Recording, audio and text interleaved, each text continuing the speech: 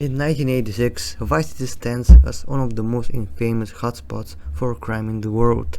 Known as the southern hub of cocaine trade, the city is home to gangs and criminals who aren't just involved in the drug business, but also racketeering, bribery, theft, and of course contract killing. When we think about contract killings, the image that often comes to mind is that of a low-level henchman carrying out the dirty work under the orders of someone higher up in the criminal underworld. Most of the time, these killings are straightforward. Everyone knows who ordered them, who carried them, and why. However, there are some hits that defy the norm. These hits leave no clear answers: who ordered them, who organized them, and most intriguing of all, who actually pulled the trigger. These questions surround some of Vice's most mysterious contract killings, which remain shrouded in secrecy. One of the most notable and enigmatic figures in Vice's criminal underworld is Mr. Black, a mysterious individual whose operations have earned him a reputation as one of the most elusive and skilled contract organizers in the city. His identity remains hidden, and he remains one of the most talked about figures among Vice City's criminals. In this video, we'll dive deep into the contract Mr. Black gives out, break down each mission, and try to answer the burning questions. Who was the client behind each of these contracts? Why did they want these people dead? And how much did they pay Mr. Black for his services? Our journey begins with the mission Roadkill, which is the first contract given by Mr. Black.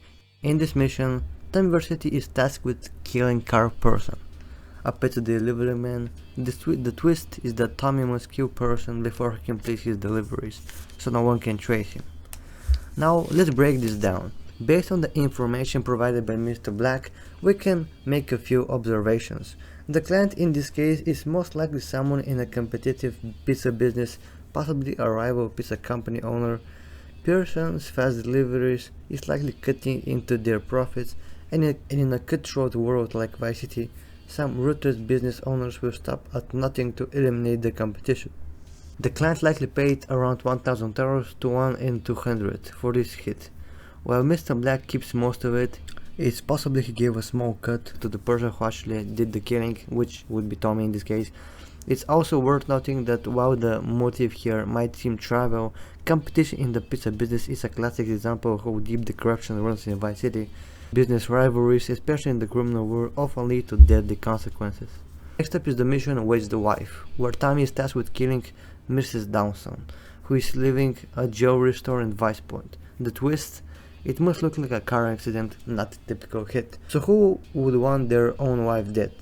And why would they want it staged as an accident rather than an obvious murder? The answer likely lies in money, specifically some form of financial gains. Perhaps Mrs. Downson had a significant life insurance policy, or maybe her husband was involved in some shady dealings and needed her out of the picture to cover his tracks. By staging it as a car accident, the husband can avoid suspicion and make it look like an unfortunate event. This is a classic case of a husband trying to benefit from his wife's death, but doing so in a way that doesn't immediately point to him as a co-spirit. The client here paid around $5,000 for the job, and Tommy's cut was $2,000. The underlying theme here in Vice City: money and power often lead to people who make cold, calculated decisions that can cost lives. Moving on outside, one of the most complex and high-stakes contracts Mr. Black's ever organized.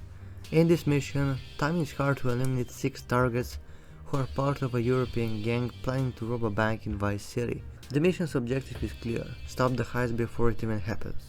The big question here is who hired Mr. Black. The client in this case is likely someone high up in the banking world, possibly a senior bank employee who's aware of the heist and wants to stop it before it can damage the bank's reputation, or worse, lead to a major loss of money. Alternatively, it could be a rival gang who wants to steal the bank heist from themselves. The motivation behind this contract is simple: prevent the robbery. The client doesn't want their plans to be disrupted, and Mr. Black is the good person to make sure that doesn't happen. Payment for this contract was about $9,000, which is a large sum for taking out 6 targets. However, considering the stakes of preventing a major robbery, the high price is justified. The next contract is Check Out, Check In, a hit job involving a woman at the airport terminal. Tommy is given a sniper rifle and told to kill the target, a man carrying a briefcase. After taking out the target and his bodyguards, Tommy finds out that the briefcase contains something of a great value, a prototype gun. This is a crucial mission because it reveals the clan's identity and motivation. The clan is obviously connected to Ammunition, the arms store in Vice City. The briefcase likely contained a new weapon, something Ammunition could sell or use to gain an advantage in the arms trade. It's clear that Mr. Black was hired by arms dealers or a connected party to eliminate the competition and secure the weapon. The payment for the job is significant, around $16,000 and $20,000, reflecting the high value of the briefcase and the potential profit that the clan stands to make by acquiring this new prototype weapon. The final contract is Loose Ends, where Tommy is hired to eliminate everyone involved in a drug trade happening on the roof of the Cherry Popper ice cream factory. The twist here is that Mr. Black insists on eliminating everyone involved, then retrieving the merchandise from a helipad at the airport. We know that the two groups involved are the Sharks gang and the same international arms dealer from the previous contract. This suggests that the client in this case could be another arms dealer or possibly someone connected to the Sharks gang seeking to take control of the merchandise. The reason behind the contract is likely simple. The client was to secure the merchandise, which could be weapons, drugs, or something else. The mission adds to the intrigue of Mr. Black's operation, showing that he doesn't just work for one client, but is willing to work with multiple parties in Vice City's chaotic underworld. The payment for the job would have been considerable given the scale of the operation and the high risk involved. Around $30,000. So, throughout all this contract, Mr. Black remains a shadowy figure, never realizing his true identity. His role in Vice City is not to pull the trigger but to organize and manage the hits, carefully orchestrating the movements of his card killer. Mr. Black is an enigmatic figure, always in the background, pulling strings without even getting his hands dirty. Mr. Black is a minor character in Vice City, but his impact on the game is profound. He represents the unseen, calculating side of crime in Vice City, the part of the underworld that operates in the shadows, pulling off jobs that no one can trace back to him.